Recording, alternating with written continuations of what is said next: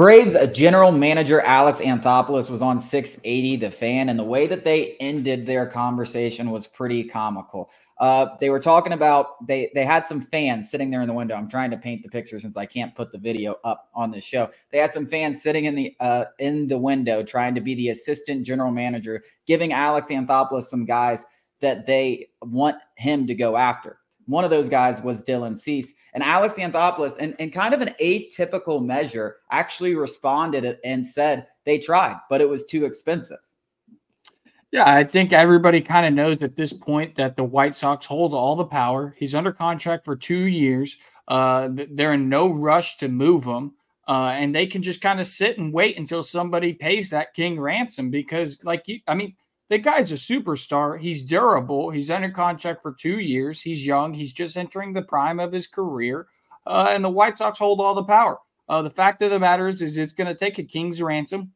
And if they wait until the trade deadline or even next offseason, teams are going to be that much more desperate to potentially get him and extend him, hopefully before he hits free agency, which we know is unlikely as a Scott Boras agent. The fact is if it's not, a Dylan Cease, or Corbin Burns, or Aaron Nola, wherever you look, free agent market, trade market, the price for a starting pitcher is so astronomical that when you try and work like Alex Anthopoulos does, which is he never pays sticker price for anything, it's incredibly difficult. They obviously went after Dylan Cease, saw the price, which we can speculate upon, Vaughn Grissom, AJ Smith-Shawver, and somebody like Hurston Waldrop, like one of our top 3 prospects-esque, something like that.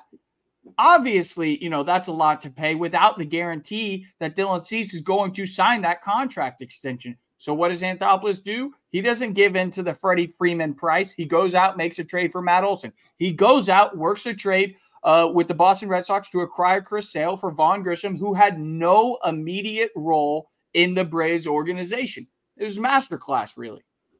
Yeah, now Chris Sale's with the team for 2 years. The likelihood that if the Braves had acquired Dylan Cease was probably extremely low. And when you think about it, if Chris Sale can stay healthy, obviously it's a big if given his injury history, he could be just as productive, if not more productive over that 2-year stretch than Dylan Cease. Now, a guy like Dylan Cease, who's in his prime, coming off 2 years ago being second in the AL Cy Young race, has some of the best stuff in baseball, high strikeout guy, certifiable ace. Those guys do not come around often. And the White Sox hold all the leverage because as long as he still has 2 playoff runs left on his deal, which he will at the trade deadline, he's going to be just as valuable, if not more valuable at the trade deadline than he is right now. So they don't have to be forced to make a move for something that they feel isn't worth it. And they can, reevaluate things in about 4 or 5 months and see what they can get. And if it's the same thing, okay, maybe they pull the trigger, but they don't have to do it right now by any means. Yeah, barring injury, I would argue that he'll be more valuable at the trade deadline because desperation is going to creep in some of these teams' mind. Some of these teams that have kind of gone all in on this year, so to speak, they're going to feel that pressure, whether it be from ownership, the fans, or their own minds creeping into the situation. And when desperation enters the conversation, generally so do bad decisions. There's going to be some team who feels the need. They have to have Dylan Cease. And at that point, they're going to meet the White Sox asking price. It's just going to happen.